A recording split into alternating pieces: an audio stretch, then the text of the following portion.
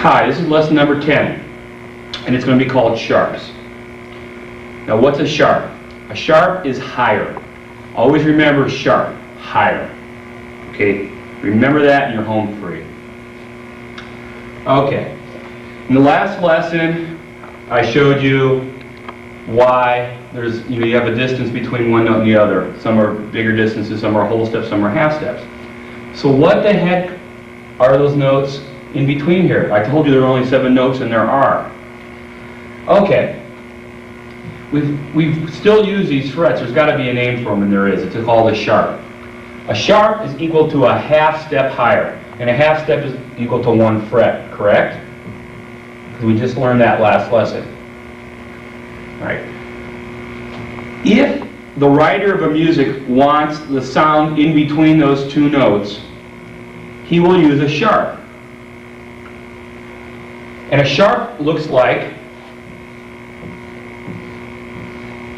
a slanted tic-tac-toe or a pound sign. Okay? So, if you see, you know the G note. I showed you the G note in lesson number 8. If you saw that G note, and then right on the left-hand side, before you got to that note, you saw a sharp sign, you would play that note a half step higher, which is equal to 1 fret.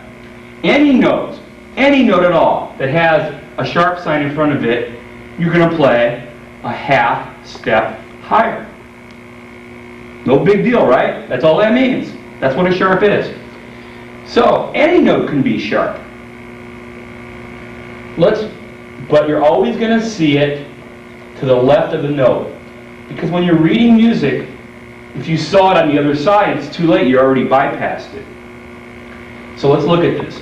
The sharp will always be immediately next to the note and to the left-hand side. That means if I had another note right here, a G right here, this G would not be sharp. You play it open.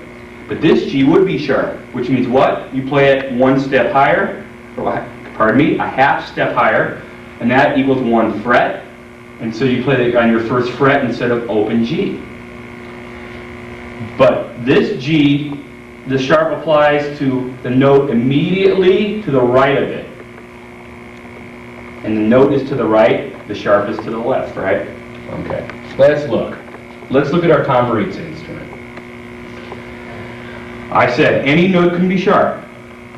So let's do it. G sharp. Where would that be? If that's G, open G, and a sharp is a half step higher, and a half step is equal to 1 fret, because we just learned that in the last lesson, 1 fret higher than open G is right here. So that note is G sharp. So now we know what that fret is doing. That's a G sharp. All right, we're on A.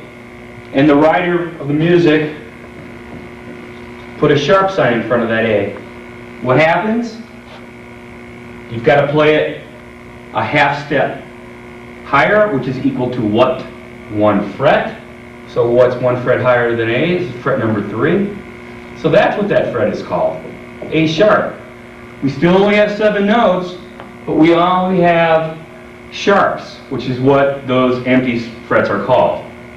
All right.